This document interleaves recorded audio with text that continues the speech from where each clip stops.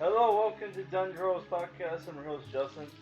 For today's review for Batman Month, I'm reviewing Batman Under the Red Hood, which is 2010 action superhero movie, which is an hour and 15 minutes, directed by Brandon Vietti, and music by Christopher Drake, starring Jensen Ackles as the Red Hood, Bruce Greenwood as Batman, John DiMaggio as the Joker, Neil Patrick Harris as Dick Grayson, Nightwing, Jason Isaacs as Ross Al Ghul. Bruce Timm has a cameo as the Riddler, and you got Wade Williams as Black Mask, Kelly Hugh as his secretary, right? So this review, I can't really review this movie without spoiling Batman books that are related to this book, right? Which this comic book I think was based off of Judd. This book came out. The movie was based off a book called Batman Under the Hood by Judd Winnick and art by Doug Mahnke, which was from 2004 to 2005. This movie's based off that, and it's kind of like a pseudo sequel to Death in the Family, which they actually made a Batman Death in the Family that was basically just a remake of this movie with interactive choices and shit. Which is what the hell, man? I don't know. I haven't seen the new movie because I'm like, dude, I have this one. Right, so yeah. So, again, I'm going to spoil Death in the Family, the graphic novel series. I'm going to spoil Batman Killing Joke because there's a reference in this movie to Killing Joke, right? So if you don't want to be spoiled by anything, I'm going to have the rating in the description, right?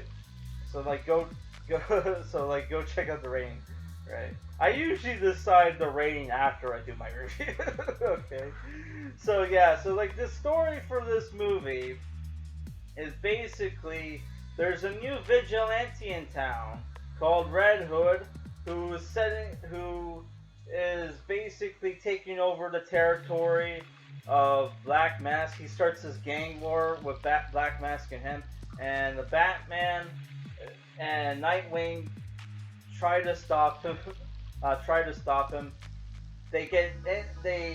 There's a cool fight where they fight the Amazo robot, which does not look like anything from the Justice League cartoon. It's based off the design from the comic books, which I honestly probably like the Justice League design better. But yeah, the Amazo is based off the design they use for Amazo is based off the comic book, right? So they fight Amazo, and then afterwards they fight Red Hood. Dick Grayson gets injured and pretty much sent home, right? He's only in the movie in the beginning of the movie and at the end, right? Which I gotta say, Neil Patrick Harris as Dick Grayson was fine, but I hated his hairstyle. Because Dick Grayson's hairstyle is usually not long, but usually has bangs and stuff. Kind of Leon Kennedy, but with longer hair. They gave him a close cropped hair or whatever, and it looks terrible, right? In my opinion, right?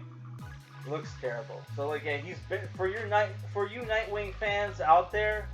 Not only does he have a terrible haircut in this movie, he's barely in the movie, right? So yeah, it turns out Red Hood is not actually a crime lord, but he's actually setting up Black Mask. So he's so desperate that he'll free Joker from prison, so Red Hood can set up this master plan where he sets up this conundrum for a moral conundrum for Batman, right? Where he has to choose either Jason Todd, which is Red Hood, spoiler alert, or the Joker, right? Because Jason Todd, who was brought back to life by Ra's al Ghul, right? Because they set up this thing where like Ra's al Ghul hired the Joker to like play cat and mouse with Batman while he was going around blowing up banks, trying to destroy the European economy, right? But like Joker got ahead of himself and killed Jason, right? Which in the comic book, Jason Batman and Jason Todd were looking for his mother, right? And then Joker kidnapped his mother and Jason died. First he gets beat up by Joker with a crowbar, and then he sets up a bomb, and Jason shields his mother's body with his, right, saving his mother, but he loses his life. So kind of pissed off they didn't include any of that. They basically just changed the whole story, right? With getting ruining Jason's heroic sacrifice at the end. Come on, man. Come on. That's terrible. Yeah, so there's also there's other villains in this movie, the Fearsome Four, which are basically cyborg Teenage Mutant Ninja Turtles. Where they're guys in kind of cool cyber outfits that have weapons that are kind of similar to Teenage Mutant Turtles. The one girl has two katanas, one dude has bow staff, but you just have this one dude who's super strong, a guy who can shoot lasers out of his eye, who looks a lot like the one villain. I think his name's Screech. I forget his name, or Shrek. I can't remember. Or was it Shrike? Yeah, Shrike from Batman Beyond, right? Yeah, so he fights them, and then Batman at that point has to figure out who he was, and then that's when Joker enters the picture, right? So the movie is basically about Jason setting up this whole thing so he can get revenge on Joker, and at the same time prove Batman that, hey, you can't this no killing fucking thing is basically a joke. You can't okay, people like Riddler, Penguin, okay, they're just criminals, right? But then you have these psychopathic killers out there, like Killer Croc, Joker himself, obviously, and I'm trying to think of other ones. Mad Hatter kills a lot, you have the psychopathic villains that can't ever be cured, and they keep escaping from prison. So it's what's the fucking point of keeping those guys alive, right? And then there's the fact that in the same decade that Joker crippled Barbara Gordon in Killing Joke, he also killed Jason Todd. Why the fuck is Joker still alive?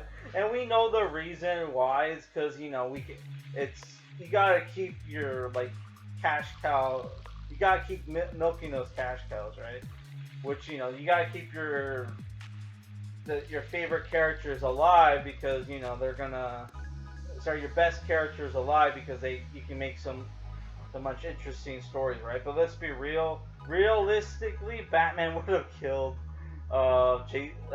Joker for what he did to Jason Todd, which in the original Killing Joke graphic novel, Batman actually did fucking kill Joker for crippling Barbara.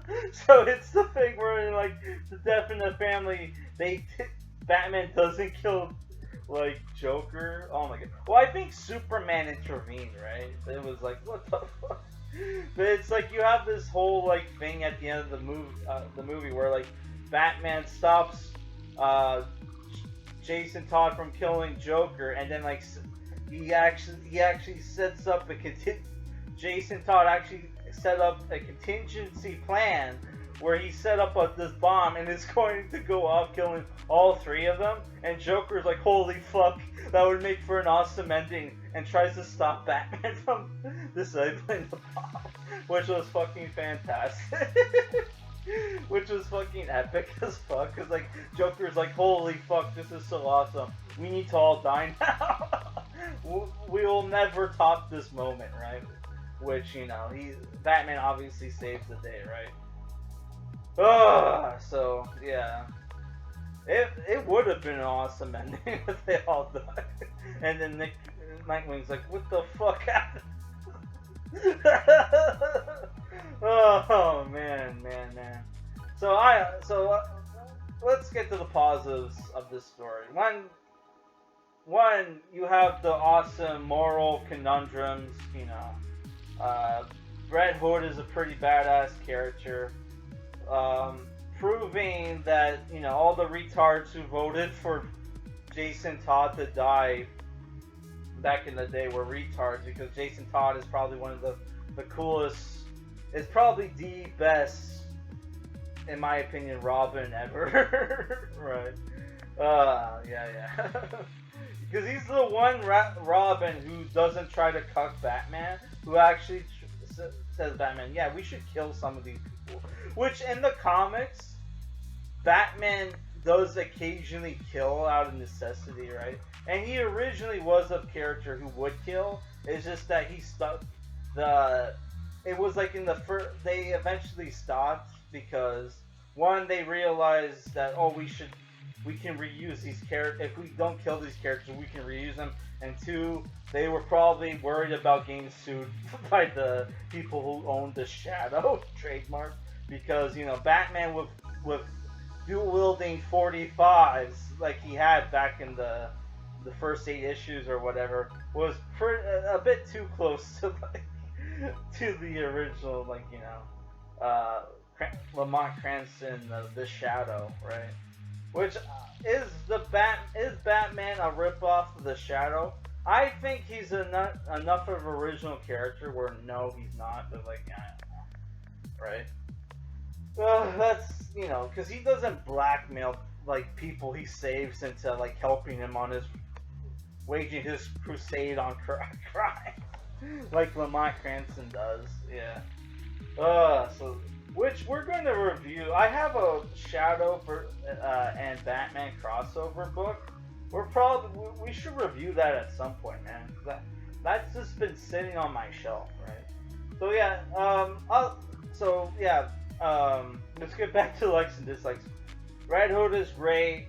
Batman's great. The action scenes are great. Lots of action. Problems with this movie: it's too short. Wasn't a fan of Dick Grayson's design. John DiMaggio was probably, in my opinion, miscast for the role. Though he does a great job, but it's the thing where you just hear his voice and you just think Bender from Futurama. He should have changed his voice a bit more, right? Yeah, and Jason Isaacs as Ra's al Ghul. I don't know. I probably would have preferred David Warner back, or whoever the British actor that voiced him in the original animated series. He was a better Ra's al Ghul, in my opinion. He was in that like Chernobyl TV show where like he was the guy. I think he played D-Lot. What's his name? D-Lot? I can't pronounce the Russian name. But he was the guy who was in charge of Chernobyl when it melted down. Who got hit with all the blame for that bullshit? Which, when it was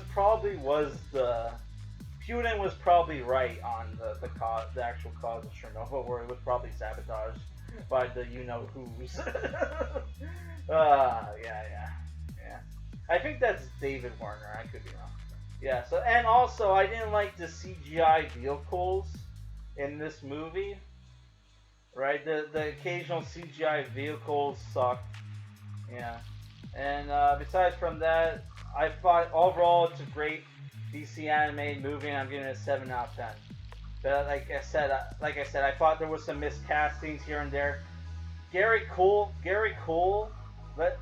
legendary TV actor, is playing like voicing a random guy in the movie. It's like, what the fuck? Oh yeah, so like a 7 out of 10 in my opinion. All right, guys.